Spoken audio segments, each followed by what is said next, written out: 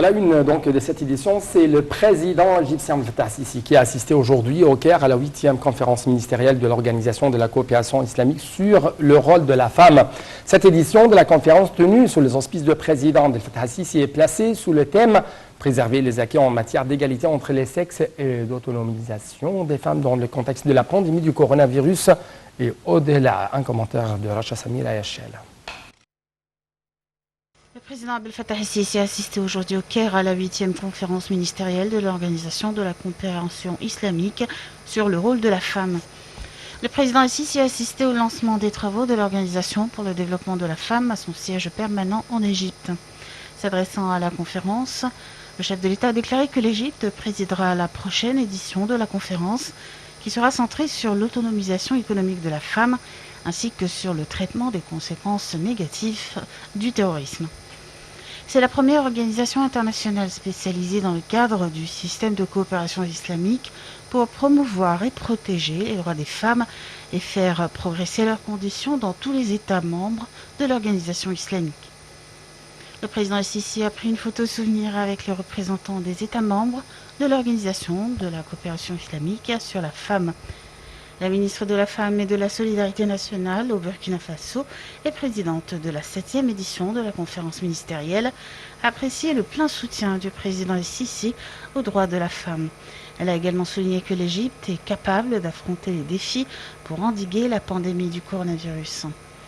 La présidente du Conseil national de la femme, présidente de la 8e édition de l'OCI, Dr Maya Morsi, a pour sa part déclaré que l'Égypte a lancé des législations pour protéger la femme de violences et des impacts économiques.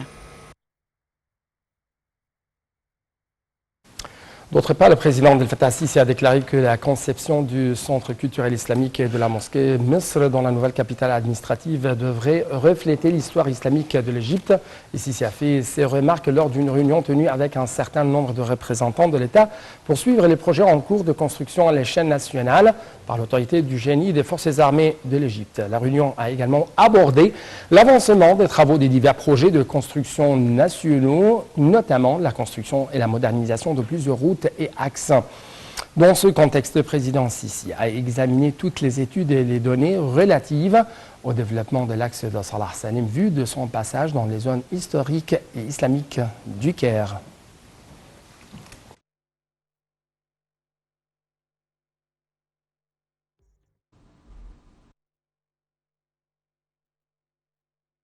Lors d'un appel téléphonique, le président Abdel Fattah el-Sisi a déclaré à son homologue congolais, Félix Tshisekedi, que l'Égypte et le Soudan avaient porté la question du grand barrage éthiopien de la Renaissance devant le Conseil de sécurité en raison de l'intransigeance de l'Éthiopie et des tentatives d'imposer le fait accompli. Le président el-Sisi a déclaré que l'intransigeance éthiopienne avait fait échouer les négociations sous les auspices de l'Union africaine.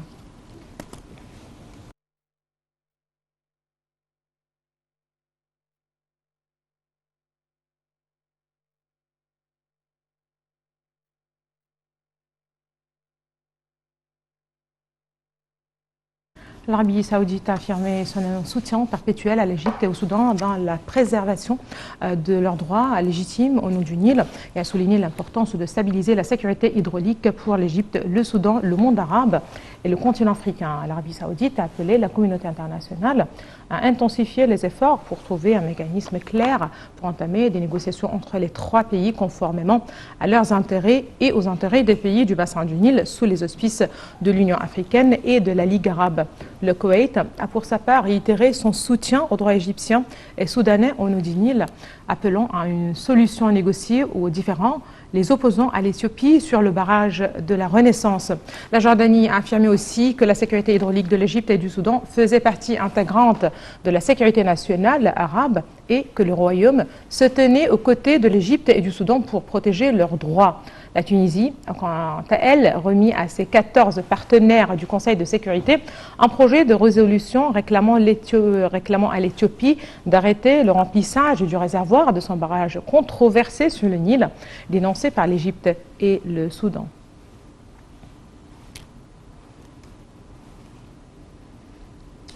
Quant au Conseil de la sécurité de l'ONU, il tient aujourd'hui une réunion pour examiner la crise du barrage de la Renaissance conformément à la demande de l'Égypte du Soudan. Le chef de la diplomatie égyptienne, Sameh Shoukry, participera aujourd'hui à New York à cette séance spéciale de l'ONU. Le ministre des Affaires étrangères de l'Égypte, Sameh Shoukry, avait rencontré le secrétaire général de l'ONU, Antonio Guterres, pour souligner la responsabilité de la communauté internationale dans sa contribution à la résolution de la situation du grand barrage éthiopien. Shoukry a de même souligné la position de l'Égypte sur le barrage de la Renaissance à Guterres, en appelant le Conseil de sécurité à soutenir la conclusion d'un accord juridiquement contraignant qui garantit les intérêts de l'Égypte, du Soudan et de l'Éthiopie.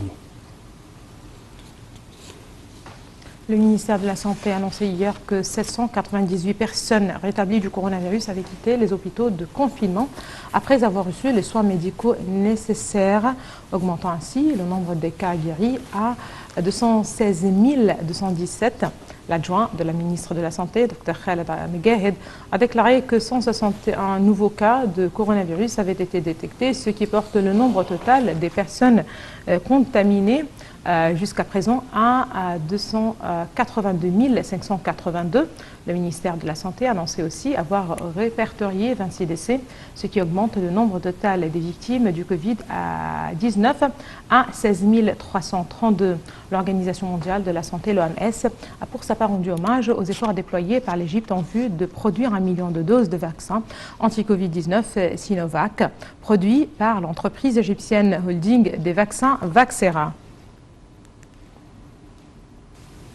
4 avions militaires transportant des médicaments, des équipements médicaux ont décollé de la base aérienne de l'Est du Caire en direction de l'aéroport international de Khartoum. Cette aide égyptienne offerte par le ministère de la Santé, conformément aux directives du commandant suprême des forces armées Abdel Fattah al-Sisi, est un signe de solidarité de l'Égypte avec le peuple soudanais dans les différentes épreuves. La partie soudanaise a exprimé ses profonds remerciements à l'Égypte pour son soutien en temps de crise.